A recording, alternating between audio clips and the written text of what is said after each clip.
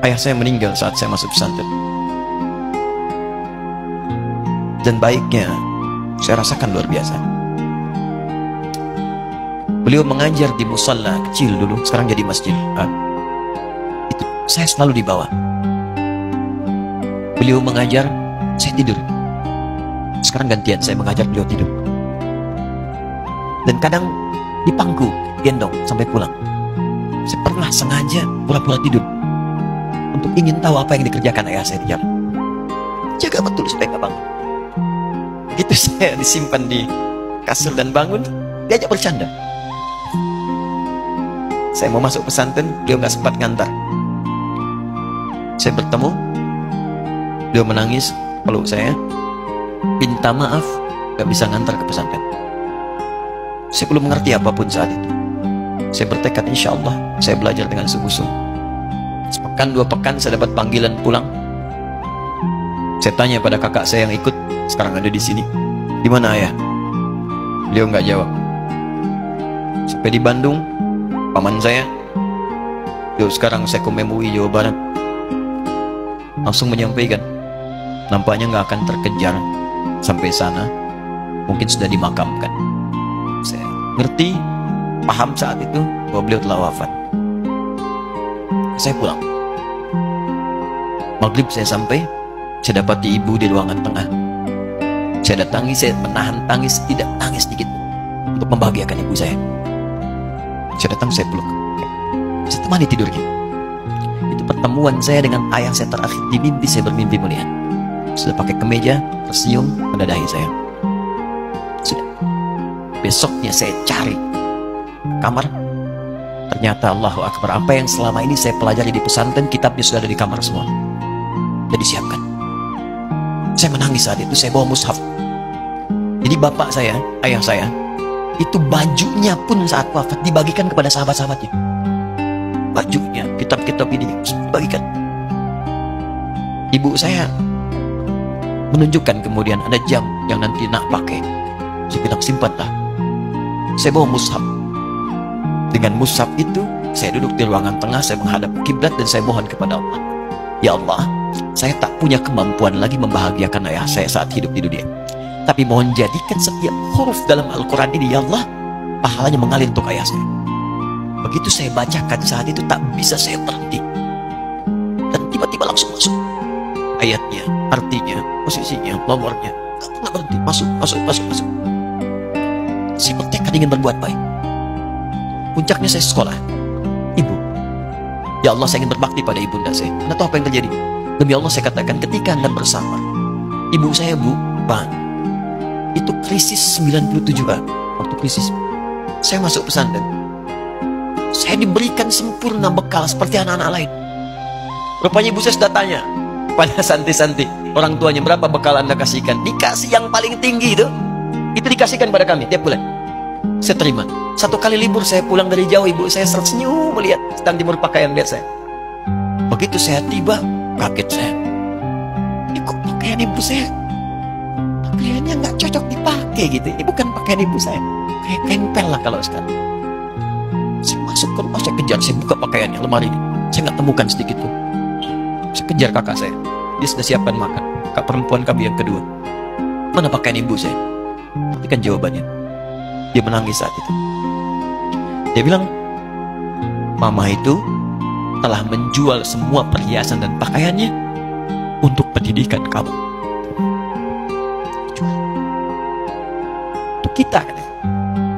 Jual. Dan bertahan dengan 150.000 per bulan saat krisis. Jadi rupanya ibu saya itu makan nasi sehari cuma sekali. Beliau mengajar. Di berangkat sekolah itu cuma makan pisang, minum kopi, makan nasinya malam. Saya bilang, ya Allah, saya akan ganti baju ibu saya dengan kain ihram dan saya ganting tangannya di Masjid Bang. Itu apa yang terjadi? Begitu saya kuliah di Libya, alhamdulillah, saya berangkat, saya mulai mengajar, saya serius belajar. Saat itu kemudian Allah mulai berikan jalan. Saya ingin sungguh-sungguh. Malam saya bangun, saya sholat, saya belajar, saya menghafal Quran, saya belajar riwayat Quran. Sampai puncaknya tiba. Saya ditugaskan pemerintah Indonesia saat itu. Saya ditugaskan pemerintah Indonesia saat itu untuk jadi petugas haji di Mekah. Saya telepon ibu saya.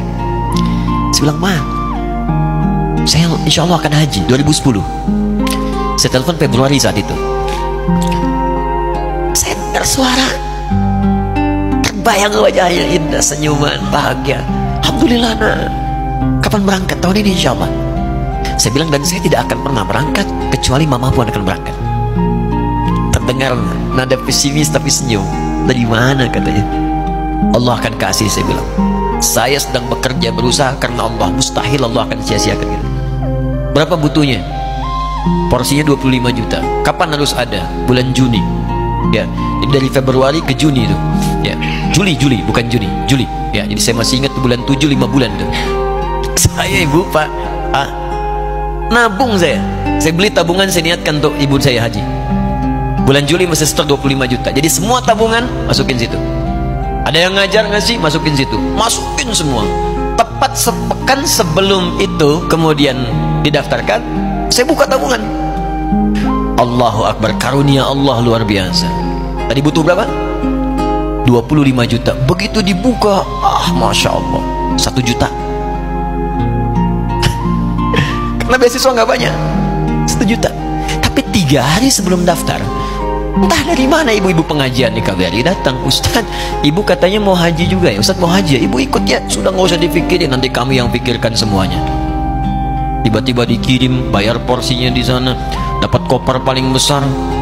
Bayangkan, tadinya kopernya belum datang, telepon lagi, nak koper belum datang katanya. Saya bilang, Ma, tenang aja, apa hajinya nggak jelas ini? Tidak jelas, saya bilang, insya Allah.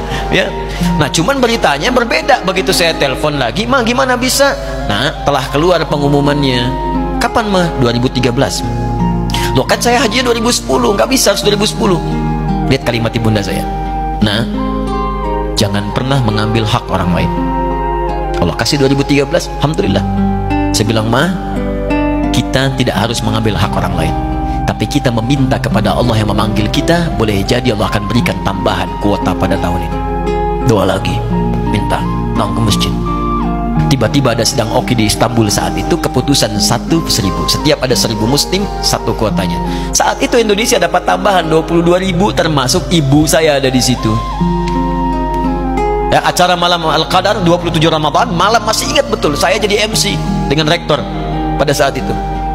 Saya nggak pernah bawa handphone, tiba-tiba handphone itu saya bawa, berbunyi kemudian telepon itu. Saya minta pada rektor izin, saya angkat dulu, diperkenankan. Saya kemudian ke belakang masjid, saya angkat. Tiba-tiba saya dengar suara sudah menangis. Nah, katanya, kenapa, Ma? Alhamdulillah, Mama bisa haji. Ternyata kuota itu termasuk ibu saya. 5 bulan, Pak. Bayar biasa. Nggak bayar tambahan, nggak ada macam-macam, bisa berangkat. Begitu saya berangkat duluan, saya tungguin betul di apartemennya, di maktabnya sampai datang. Begitu sudah datang, saya nggak sapa, saya lihat dari jauh. Bahagianya saya bisa mengganti pakaian tadi yang lusuh dengan kain ihram. Saya perhatikan, saya ikuti dari belakang. Di lift, saya ikuti. Di jalan, saya ikuti. Begitu sampai Masjidil Haram, saya gandeng tangannya. Ma, kita sama-sama. Labbaik Allahumma labbaik, labbaik la syarika lak labbaik. Saya tawaf, saya gandeng ibu saya lindungi supaya dapat kenikmatan dalam tawafnya. Begitu saya rasakan bagaimana Sayyidah Hajar bekerja keras untuk Ismail. Saya balas di situ. Saya gandeng tangan yang kanan. Saya minta pada Allah, muliakan ibu saya, ya Allah, muliakan ibu saya, muliakan, berikan saya kesempatan membahagiakannya. Cuman yang kanan digandeng, yang kiri kosong, karena sudah tidak ada. Jadi ketika Anda belajar pun untuk menjadi ulama, Allah akan muliakan Anda. Orang tua Anda akan dapat bagiannya. Yang hafal Quran itu Musa, yang bisa haji bapak ibunya. Kemarin saya jadi Amirul Hajj dari kedutaan Saudi berangkat, membawa 350 orang rombongan. Siapa yang saya bawa? Ahli Quran, yang hafal Quran anak-anaknya. Ahmad Kamil yang haji, pengajarnya, murabbinya, ibunya, temannya, banyak yang berangkat. Yang berangkat siapa? Calon ulama.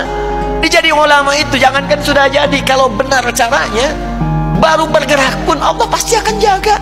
Kalau benar caranya. Di satu pertanyaan tadi, pilih mana orang soleh atau ulama? Jangan pisahkan. Karena jadi ulama itu adalah tingkat tertinggi bagian dari orang saleh. Jadi mesti ada yang jadilah di keluarga. Pilih satu, mungkin ahli Quran, dua ahli hadis, yang lain dunia, tapi dunia diniatkan membantu ibadah. Jadi arsitek buat bangun masjid, bangun pesantren, pahala banyak. Insya Allah akan dibuka oleh Allah. Insya